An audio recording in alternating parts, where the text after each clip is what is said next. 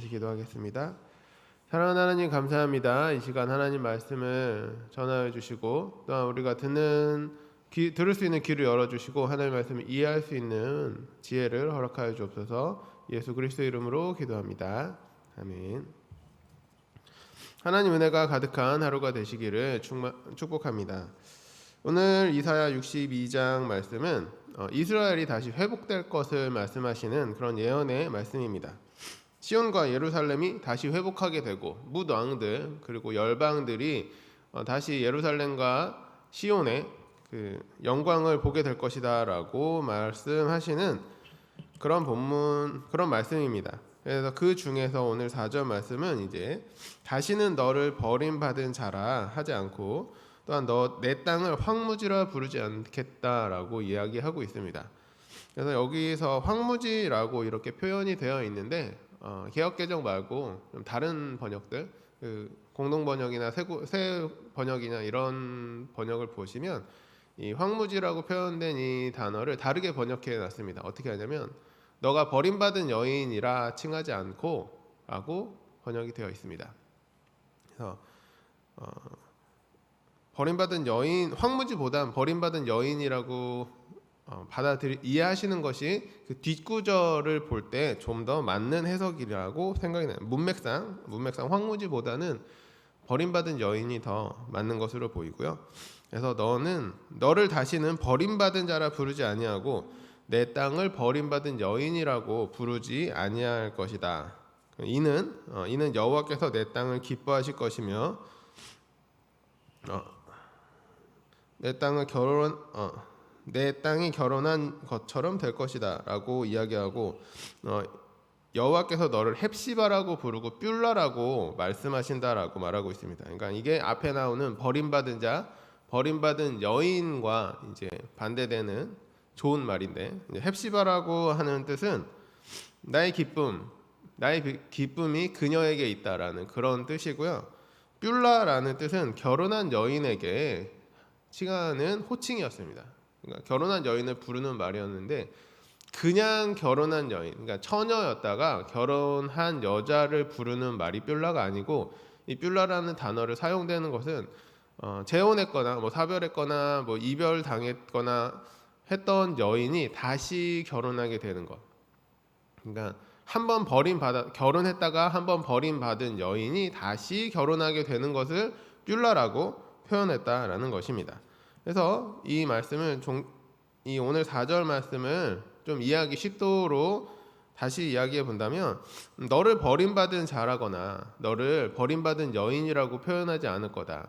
내 기쁨이 너에게 있고 너는 나와 다시 재혼한 여인이라고 부를 것이기 때문이다 라고 이렇게 이해하시면 되겠습니다. 이스라엘은 하나님과 결혼한 관계로 성경 여러 군데에서 이렇게 표현을 합니다. 그러니까 성경에서 이 하나님과 이스라엘의 관계를 여러 가지 모습으로 보여주고 있는데 그 한 가지는 이제 나라 대 나라로 이제 생각을 해서 하나님의 나라가 이스라엘 나라를 속국으로 삼아서 내가 너를 보호하겠다라는 계약 관계였다라고 이야기하는 것 하나와 다른 한 가지는 하나님께서 우리 이스라엘을 자신의 신부로 맞이해서 하나님과 이스라엘이 결혼한 언약 관계였다라고 해석하는 부분입니다. 이렇게 두 가지, 그러니까 하나님과 이스라엘이 맺은 시내산에서 맺은 이 언약이 이 두 가지 모습을 담고 있다라고 이렇게 해석을 하고요. 그래서 아가서가 우리가 보기에는 왜 이런 말씀이 성경에 들어와 있는가라고 말을 하지만 이스라엘 사람들이 생각하기에 이스라엘은 하나님과 결혼한 상태였기 때문에 그들에게 있어서 이 아가서가 가장 중요한 성경이었다라는 것입니다. 그래서 그들은 절기 때마다 이 아가서를 읽고 하나님과 자신들과의 관계를 다시 기억하고 해석했다라는 것을 보여주고 있습니다.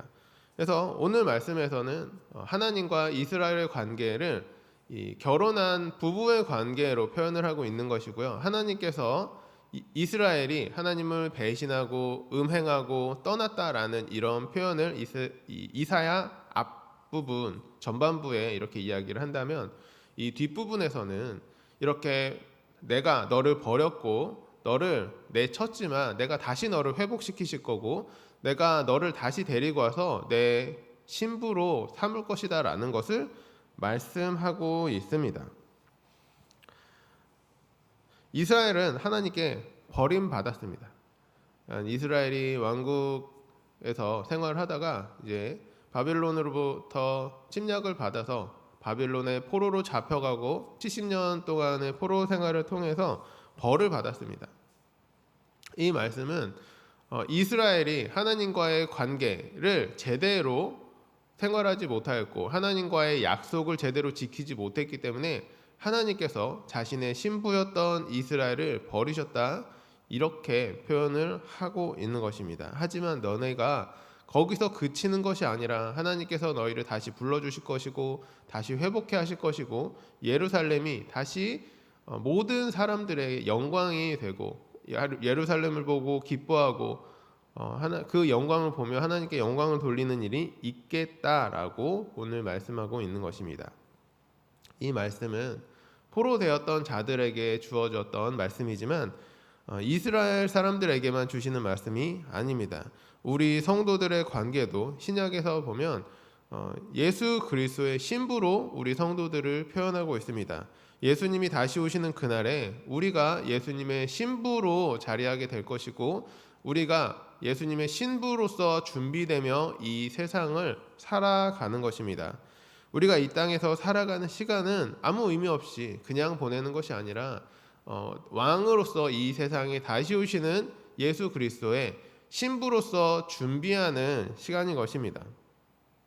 우리는 아직 예수님의 신부는 아니지만 예수님의 신부로 예정된 사람들입니다. 예수님께 다시 오시는 그때가 되면 우리들은 예수님의 신부가 될 것이고요. 예수님께서는 우리들을 신부로 맞아 주실 겁니다. 그래서 우리들은 신부가 결혼식을 준비하며 치장하며 마음을 다하는 것처럼 이 세상을 살아가는 것이죠. 우리는 아직 예수님의 신부가 되지 않았습니다. 왕의 옆자리에 앉아있지 않고요. 우리는 그것을 준비하며 이 세상을 살아가고 있습니다. 이 땅에서 우리들의 모습은 조금 초라해 보일 수 있습니다. 이 땅에서 우리들의 모습은 오늘 성경에서 말하는 것처럼 버림받은 자라거나 버림받은 여인이라고 혹은 남편에게 소박받은 여인이라고 표현할 수도 있을 것입니다. 하지만 그럼에도 불구하고 우리가 앞으로 예수님께서 다시 오실 그때를 기다리는 것은 예수님께서 성경을 통해서 내가 다시 와서 너희들을 나의 신부로 맞이하겠다라고 말씀하여 주기 때문입니다. 우리들은 아직 빛나지 않을 수도 있습니다. 우리들은 버림받은 자처럼 보일 수 있고 초라해 보이고 아무것도 아닌 것처럼 보일 수 있지만 이것은 세상이 우리들을 보는 눈이고요. 하나님께서 예수님께서 우리들을 보는 눈은 나의 신부, 나의 어여쁜 자야 라고 표현하고 계신다라는 것입니다. 그래서 예수님이 오시는 그때가 되면 우리들의 진정한 모습이 드러나게 될 것이며 하나님께서 우리들을 영광스럽게 만들어 주실 것입니다. 그래서 우리들이 살아가는 것은 그 일들, 우리가 하나님 곁에 예수님 곁에 설 것을 기대하며 기다리며 살아가는 것입니다. 예수 그리스도가 다시 오실 때 우리들은 하나님 옆에 서게 될 것이고 그것은 성경에서 하나님이 우리에게 약속하고 계신 것입니다. 그래서 오늘 성탄을 맞아서 예수님께서 이 세상에 오셨던 것을 기억하며 우리가 기대해야 되는 것은 예수님께서 곧 다시 오실 것이다라는 것입니다.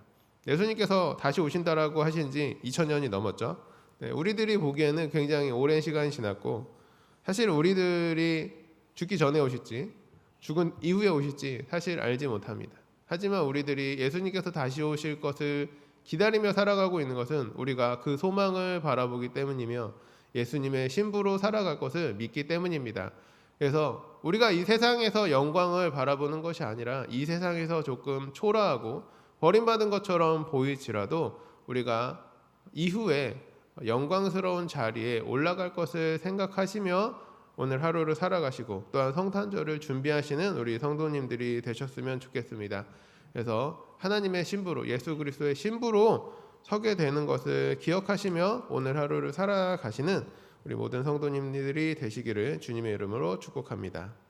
기도하겠습니다.